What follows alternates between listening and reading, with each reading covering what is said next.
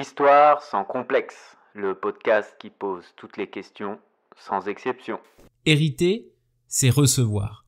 Recevoir un nom, une langue, une culture, une mémoire.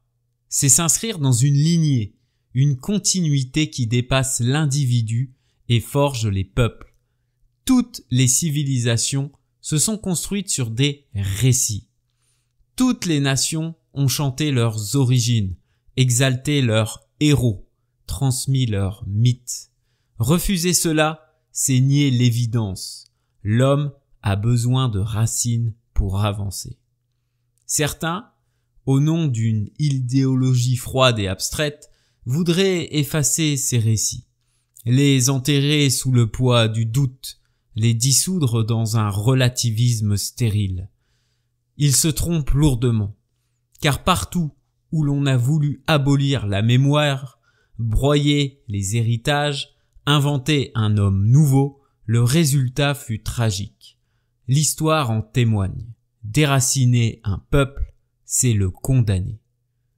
Face à la déconstruction, il faut affirmer sans détour. La patrie, la nation, la civilisation sont des réalités vivantes, et le récit qui les porte est un rempart contre l'oubli et l'effacement. C'est par lui que nous nous connaissons, que nous nous reconnaissons. Savoir d'où l'on vient, c'est comprendre qui l'on est. Dans un monde livré à l'immédiat, enchaîné à la tyrannie du présent, renouer avec nos origines n'est pas un simple exercice intellectuel. C'est un acte de résistance. Toute nation digne de ce nom se choisit des pères fondateurs, des figures tutélaires, une ascendance à laquelle elle s'arrime. Se priver de cette quête, c'est accepter d'être une poussière dans l'histoire, une masse informe, sans passé ni destin. Ceux qui refusent ce récit ne font qu'organiser l'amnésie et la disparition d'un peuple. Qui sont les ancêtres des Français ? À partir d'une étude historique de cette question, nous allons essayer de formuler une réponse sur les ancêtres et l'identité de la France. Pendant longtemps, de l'Antiquité à l'époque moderne, les historiens ne se contentaient pas de raconter le passé à partir d'une analyse critique de diverses sources comme nous le faisons aujourd'hui. Non, ils cherchaient d'abord à tisser un lien grandiose entre les peuples européens et des héros légendaires. Pendant longtemps, la guerre de Troie constitua l'origine de nombreux peuples en Europe. La guerre de Troie est un conflit mythologique de la Grèce antique, raconté principalement dans l'Iliade d'Homère. Elle opposa les Grecs, appelés Achéens, aux Troyens, et se déclencha lorsque Paris, prince de Troie, enleva Hélène, épouse de Ménélas, lui-même roi de Sparte. Après 10 ans de siège, les Grecs utilisèrent une ruse célèbre, le cheval de Troie. Un immense cheval en bois cachant des soldats qui surgirent en pleine nuit pour mettre à sac la cité troyenne, entraînant alors un long exil de la noblesse troyenne. Dès l'Antiquité, cette rhétorique troyenne a été abondamment utilisée pour mettre en récit les origines des différents peuples européens. Nous pouvons prendre l'exemple d'Énée pour illustrer notre propos. Énée, ce héros bien connu, aurait fui vers le Latium, où il serait devenu roi des Latins. Dans sa descendance, on retrouvera Rémus et Romulus, le fondateur de Rome. Et ce n'est pas tout. Brutus, un autre héritier d'Énée, aurait voyagé jusqu'en Grande-Bretagne, où il aurait fondé Londres et régné en tant que premier roi des Bretons. D'autres Troyens, comme le prince Anténor, auraient fondé des villes emblématiques comme Venise et Padoue. À l'époque, ces récits n'étaient pas perçus comme des mythes, mais comme des vérités historiques. Chaque dynastie européenne voulait prouver qu'elle descendait d'un noble troyen, mentionnés dans les anciens récits. Résultat, pour être pris au sérieux à l'époque médiévale, tout historien se devait de commencer ses écrits par l'épopée des Troyens en exil. Commençons par remonter le temps jusqu'au Moyen-Âge. À cette époque, les élites du royaume de France se déclaraient fièrement descendantes des Troyens, plus précisément de Francus, fils d'Hector. Ces récits reposaient sur l'histoire suivante. Parmi les descendants des nobles troyens, deux nouveaux héros, Turcus, fils de Troilus, et Francion, fils d'Hector, ou alors Francus comme on l'a dit précédemment, fondent une ville appelée Sicambre, près du Danube. Ces Sicambriens, descendants de Troie, subsistent pendant plus de 1000 ans et deviennent par la suite tributaires de l'Empire romain, ce qui signifie qu'ils payaient des impôts à Rome en échange de la protection de l'Empire. Alors, vous allez me dire, oui d'accord, mais quel lien avec la France? Le lien, le voici. Certains Sicambriens quittent Sicambre et s'installent en Gaule, où ils fondent Lutèce, la future Paris. Ils revendiquent leur héritage troyen et nomment la ville en l'honneur de Paris, le prince troyen. C'est le premier élément. Le deuxième élément se passe en 376 après Jésus-Christ. Les Sicambriens qui sont restés à Sicambre, c'est-à-dire du côté de Budapest, aident l'empereur romain Valentinien II à repousser les tribus barbares, ceux qu'on appelle alors les Alains. En reconnaissance, ils les nomment Français pour leur fierté ou en référence à Francion. Après les conflits sur le paiement des tribus, les Francs migrent et s'établissent le long du Rhin. La troisième étape de ce récit se situe sur les origines des Mérovingiens, la dynastie de Clovis, premier roi chrétien des Francs. Sous la direction de Marcomir, descendant des Troyens Sicambriens et de son fils Pharamond, les Francs s'unissent et choisissent Pharamond comme leur premier roi. Il est présenté comme le fondateur légendaire de la royauté française. Tous ces récits, qui ont été peu à peu amendés au fil du Moyen-Âge, servaient à magnifier les origines des souverains et se rattachaient à la grandeur de l'Antiquité. Ce lien troyen renforçait une image noble et héroïque des Français d'alors. Dans les grandes bibliothèques royales et monastiques, ces histoires circulaient largement. Elles nourrissaient l'imaginaire collectif, influençant aussi bien les lettrés que les traditions orales destinées à la masse de la population.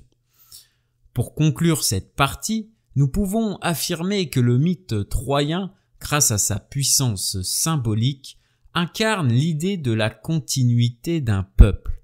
Après la chute de Troie, quelques survivants échappent à la destruction et se voient chargés par le destin d'élever leur peuple vaincu à des sommets encore plus grands. La montée triomphante de Rome, fondée par Énée et sa descendance, lui-même un Troyen, vers la domination mondiale est devenue un modèle inspirant pour les sociétés médiévales. En s'appuyant sur ce récit, l'histoire confère une légitimité. Elle affirme une vérité, justifie des droits et certifie des faits. À mesure que les connaissances historiques progressaient, notamment à la fin du Moyen-Âge, une nouvelle version des origines émergeait, celle des Gaulois. Au XVe siècle, on redécouvre les Gaulois, tout en maintenant le mythe troyen. Les chroniques médiévales racontent que les Troyens francs, quittant Sicambre, rejoignent en Gaule d'autres Troyens installés plus tôt. C'est ce que nous avons déjà dit précédemment. Ces Troyens francs étaient dirigés par un duc nommé Ibor. La nouveauté, c'est que l'on assimile ces premiers Troyens aux Gaulois, donnant naissance au mythe gallo-troyen. Cependant, des sceptiques comme Paul-Émile de Vérone et Beatus Rhenanus réfutent ces origines, affirmant que les Francs étaient des Germains, parlant une langue germanique et qu'ils apparaissaient au IIIe siècle.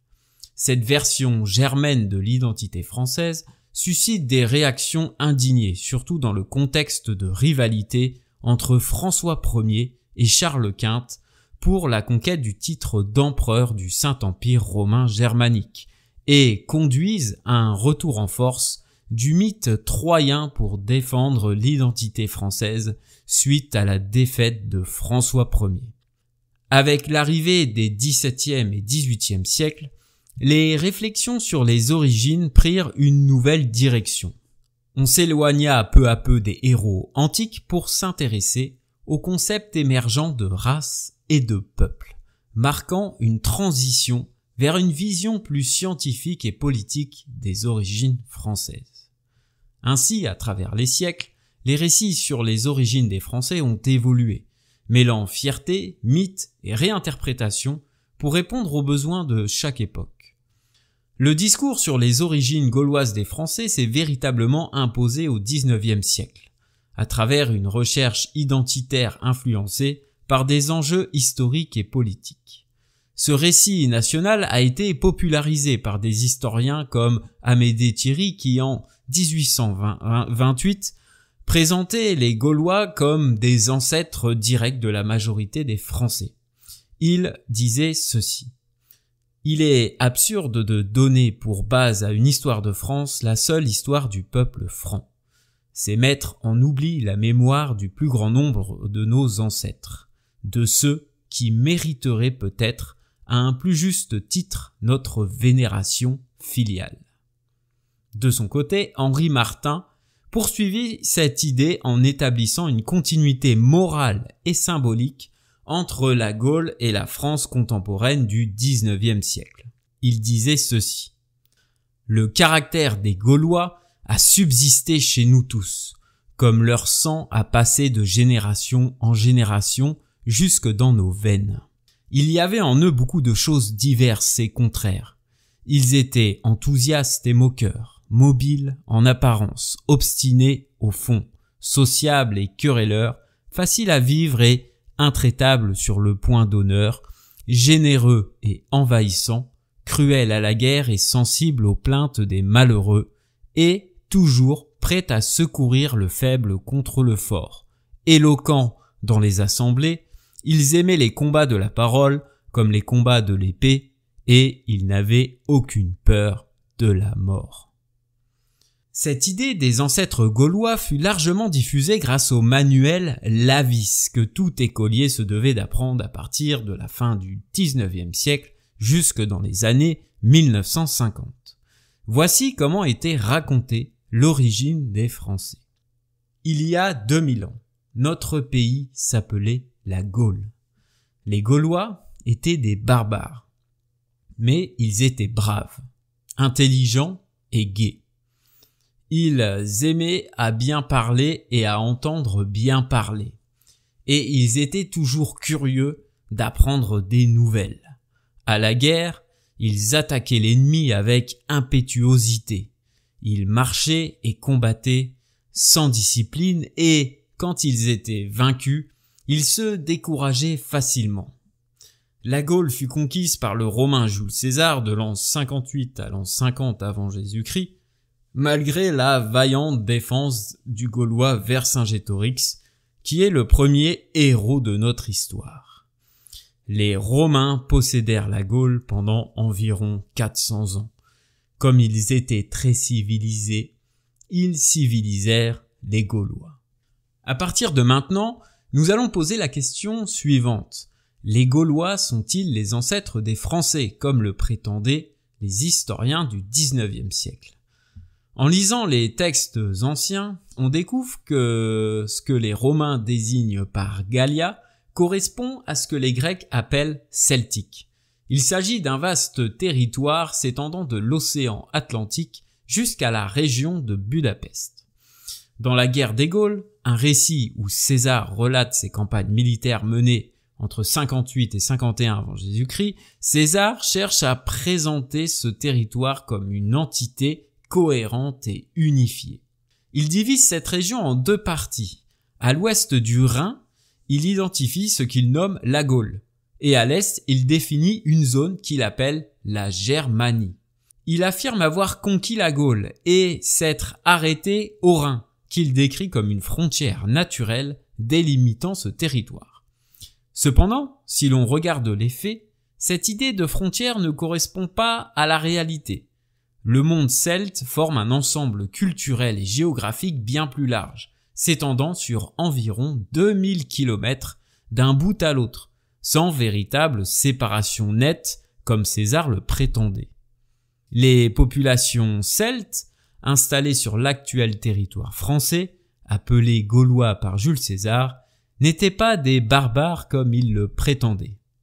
Cette vision méditerranéo-centrée de l'Antiquité, qui repose sur l'idée que le bassin méditerranéen était plus civilisé que la partie nord de l'Europe, est aujourd'hui remise en cause par la recherche historique.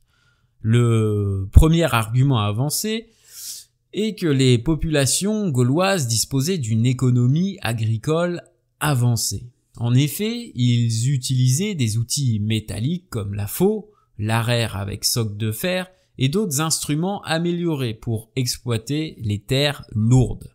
Les Gaulois développaient également des industries comme la métallurgie et l'exploitation minière, témoignant d'une maîtrise technique remarquable. Le deuxième argument repose sur l'idée que le territoire était structuré. Les Oppidas, villes fortifiées construites à partir du IIe siècle avant Jésus-Christ, sont le signe d'une organisation territoriale structurée et de centres de pouvoir politique et économique. Le troisième argument repose sur l'idée que la civilisation gauloise était sophistiquée et complexe. Les Gaulois ont laissé des vestiges impressionnants, comme les tombes princières riches en offrandes somptueuses. On peut prendre ici l'exemple du vase de Vix. Tout cela révélait l'existence d'une société complexe, hiérarchisée et ouverte aux échanges culturels et commerciaux avec la Méditerranée.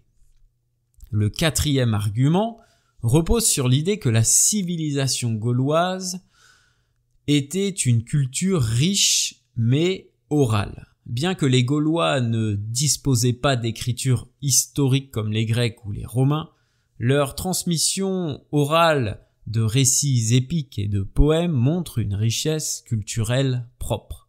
Ces traditions, cependant, furent effacées par la conquête romaine, privant la postérité d'une compréhension plus complète de leur civilisation. Pour conclure, on peut dire que les historiens du XIXe siècle, qui présentaient les Gaulois comme des barbares en attente d'être civilisés par les Romains, reposent sur des représentations fausses que la recherche historique a remises en cause. Pour pouvoir apporter une réponse objective à notre question, les Gaulois sont-ils les ancêtres des Français? Il faut aller chercher dans les études génétiques. Ce n'est pas parce que la biologie et la génétique ont été détournées pour justifier des thèses racistes au XIXe et au début du XXe siècle qu'il faut balayer d'un revers de main ces études, bien au contraire. Un exemple marquant du XIXe siècle sur cette question est l'ouvrage de Moreau de Jonesse, publié en 1856, intitulé « Les origines nationales des populations de la France ». Cet auteur introduisit une approche statistique et généalogique divisant les habitants de la France en deux grands groupes. Le premier groupe, les peuples autonomes. Le second groupe, les peuples conquérants. Selon lui, les Celtes, les Belges et les Aquitains seraient les premiers habitants de la Gaule, arrivant il y a plus de 4000 ans, tandis que les Romains, les Visigoths, les Sarrasins, les Vikings, arrivés plus tard, auraient eu une influence bien plus limitée.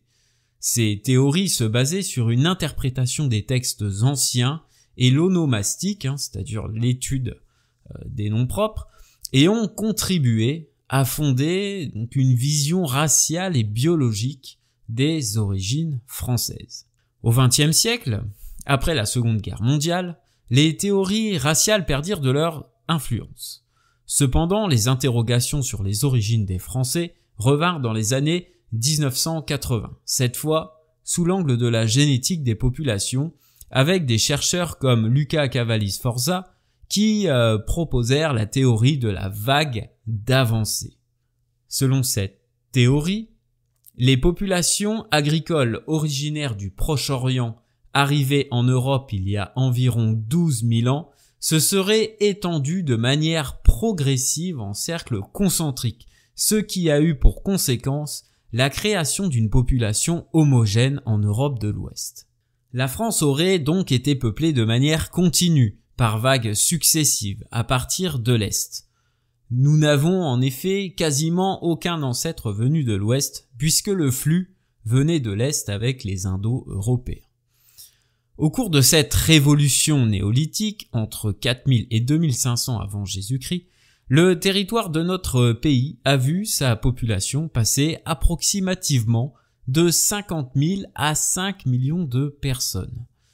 N'imaginons pas une invasion, mais plutôt une progression régulière qui rappelle le phénomène de front pionnier, comme la frontera brésilienne actuelle s'avançant en Amazonie, c'est-à-dire une mise en valeur et une exploitation progressive d'une nature non exploitée à mesure que les humains gagnent du terrain. Cavalli-Sforza et d'autres chercheurs ont utilisé des méthodes génétiques modernes pour prouver que la grande majorité des habitants de la France partageaient des ancêtres communs remontant à ces premières migrations agricoles. Cette théorie s'oppose à une autre théorie, celle des grandes invasions qui avaient dominé l'histoire de France jusque-là. En effet, les invasions post-romaines n'ont eu qu'un impact démographique limité, laissant la population majoritairement issue des Gaulois, c'est-à-dire les peuples celtes. Les études génétiques sur les restes humains confirment un mélange progressif mais dominé par une continuité locale. Le peuple souche reste les Celtes.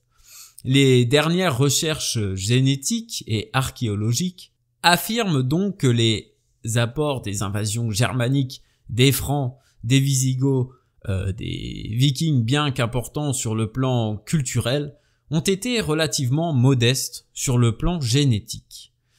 Par exemple, la population française contemporaine a probablement un faible pourcentage de génétique germanique malgré la domination des Francs pendant plusieurs siècles. En conclusion, la réflexion sur les origines des Français a profondément évolué, passant des mythes fondateurs des héros antiques à des analyses raciales et biologiques, puis à des études génétiques modernes. Aujourd'hui, la science met l'accent sur une origine commune à l'ensemble des Européens, fondée sur des vagues migratoires successives depuis le Proche-Orient. Les identités nationales, y compris celles de la France, doivent être comprises dans un cadre plus complexe et inclusif, reconnaissant à la fois l'héritage des peuples anciens, c'est-à-dire ici des Celtes, et la diversité des influences qui ont façonné cette nation au fil des siècles, comme l'apport des Romains ou des peuples germains.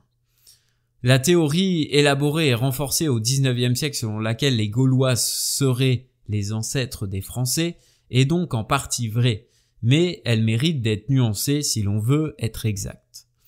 Si les peuples celtiques gaulois sont en grande majorité les ancêtres des Français et des Européens, comment peut-on poser la question des ancêtres alors qu'aujourd'hui, la société française n'est plus homogène culturellement et ethniquement parlant? En France, environ 15% de la population a des origines extra-européennes et cette proportion aura tendance à augmenter en raison des dynamiques démographiques actuelles. La diversité de plus en plus importante de la population française vient remettre en cause l'idée que l'on puisse fonder l'identité de la France sur des bases purement ethniques. Les ancêtres des Maghrébins ou des Vietnamiens installés depuis plusieurs générations en France ne sont pas issus d'un mélange entre les Celtes, les Francs, puis les diverses populations européennes. En raison de ces bouleversements démographiques extrêmement rapides à l'échelle de l'histoire, La question de l'identité nationale refait surface depuis plusieurs années et devient une question politique majeure qui pèse lourdement sur les choix politiques des citoyens européens. Pour ne pas tomber dans une logique purement raciale de l'identité comme lors de la première moitié du XXe siècle, il faut faire émerger un discours sur l'identité qui s'appuie sur les traditions historiques et culturelles de la France qui ont survécu à l'épreuve du temps. Alors, si l'on souhaite construire un récit sur la question de l'identité, sur le temps long, quels sont les fondements de l'identité dans lesquels nous pourrions puiser ? Le premier fondement repose sur l'idée que les ancêtres des Français sont principalement des populations provenant du Proche-Orient ayant peuplé petit à petit le continent européen, puis ont fait souche en Europe. C'est ce qu'on appelle les populations celtes.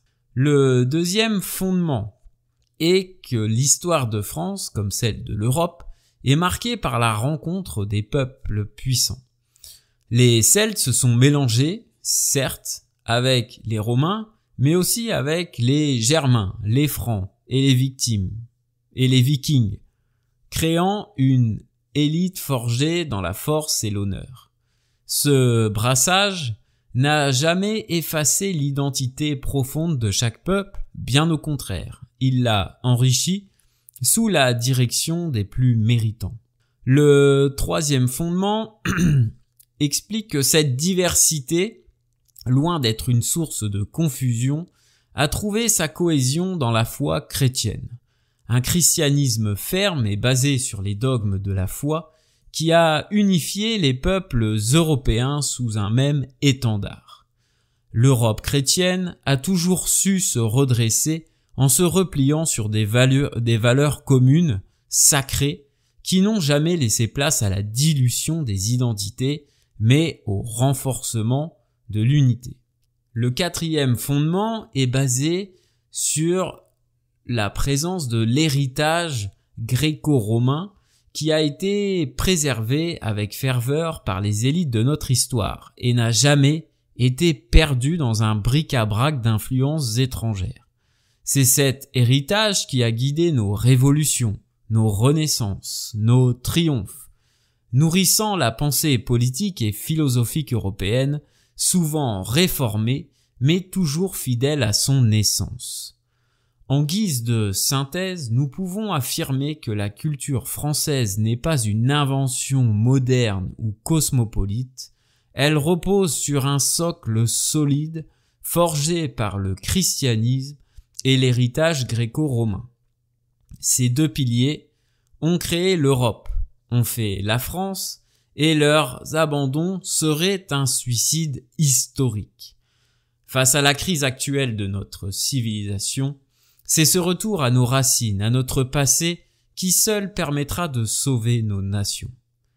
La solution ne réside pas dans le reniement ou l'effacement de nos traditions, mais dans un renouveau qui revendiquerait haut et fort nos fondements pour une Europe forte, fière et souveraine. Merci d'avoir écouté l'épisode. Votre soutien est essentiel pour moi. Si vous avez apprécié, n'hésitez pas à liker, partager et vous abonner sur vos plateformes d'écoute préférées. Retrouvez-moi également sur YouTube et suivez le compte Instagram Histoire sans complexe pour plus de contenu exclusif. Et n'oubliez pas de nous laisser une note de 5 étoiles sur les plateformes d'écoute pour nous aider à grandir.